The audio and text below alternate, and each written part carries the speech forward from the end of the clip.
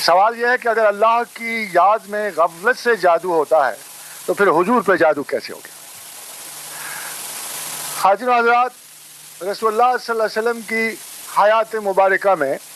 ایک ذرہ برابر بھی غلط فہمی، کم علمی کا شائبہ نہیں، اور کوئی بات سرکار رسالت مآب نے ایسی نہیں کہی جس کے نتائج اور جس کے علمی فوائد امت کے لیے عمومی نہیں ہوئے۔ اب میں آپ سے یہ لوگ بہت سوال کرتے ہیں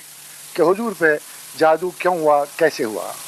اور اگر حضور پہ جادو ہو سکتا ہے تو پھر عام بندوں کی اس میں کیا حیثیت ہے؟ میں آپ سے ایک سوال کرتا ہوں، اگر ایک بہت بڑا استاد جس نے قیامت تک کے لیے انسانوں کے لیے پرسپشن، کنسپشن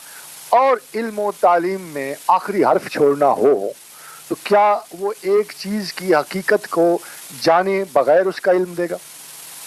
کیا کوئی ایسا استاد اچھا استاد کہا جا سکتا ہے کہ جس کو ایک چیز کا علم نہ ہو اور وہ علم کے بارے میں گفتگو کرے؟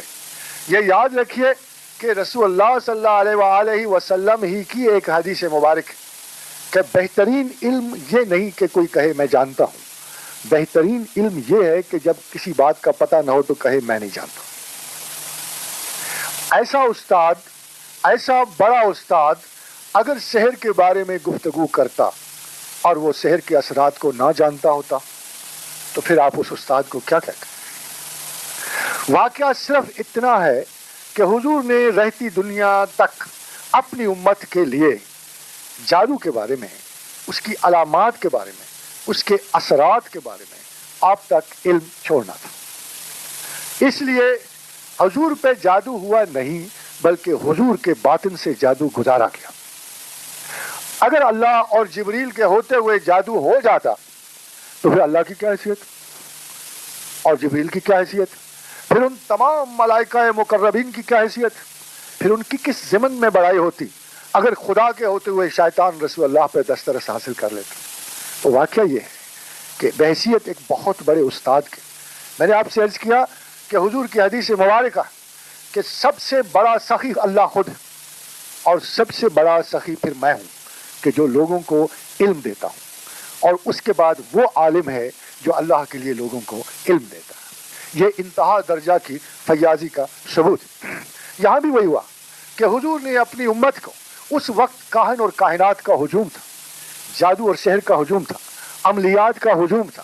جنات کی گریں، دیکھا آپ نے قرآن کی آیت بھی لگا دی، گریں لگانے والی عورتیں، حاسدوں کے حسد میں جادو ہے، غیبت کرنے والوں کی غیبت میں جادو۔ تو حضور سے بہت پہلے حضرت موسیٰ علیہ السلام کے زمانے میں بھی یہ واقع ہو گئے تھے،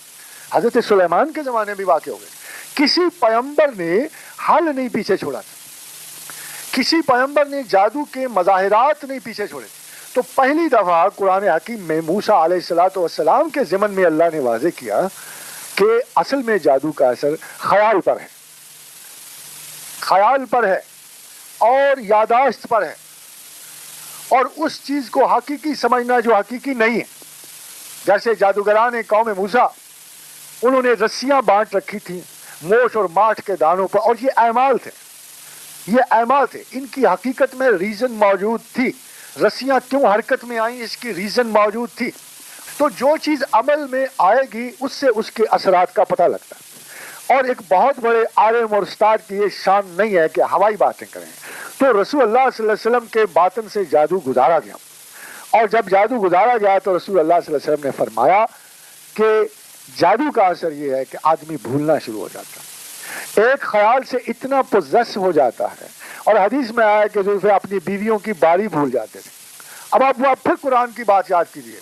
کہ خدا کہتا ہے فَيَتَعَلَّمُونَ مِنْهُمَا مَا يُفَرِّقُونَ بِهِ بَيْنَ الْمَرْءِ وَزَوْجِهِ۔ ان کے مقاصد یہ ہیں کہ تعویذ حب دے دیا، تعویذ بغض دے دیا، میاں بیوی میں فرق ڈال دیے، دوسروں کے کام بگاڑ دیے۔ تو رسول اللہ صلی اللہ علیہ وسلم کا پاس جب جادو ہوا، ڈیمونسٹریشن یہ کی گئی کہ یہ اثرات ہوتے ہیں، باریاں بھول گئے یا انہوں نے محسوس کیا کچھ چیز یاد آ رہی، نماز کی میں وقفے پڑ گئے۔ تو جب حضور کو نجات دی گئی تو حضور ایک ایسے عالم بعمل تھے جن کو پتا تھا کہ سحر کیا ہے، اس کے اثرات کیا ہیں، اور یہ بندوں پر کس طرح عمل کرتے ہیں، اور ساتھ ہی ساتھ اس کا علاج دے دیا گیا۔ والناس اور والفلق۔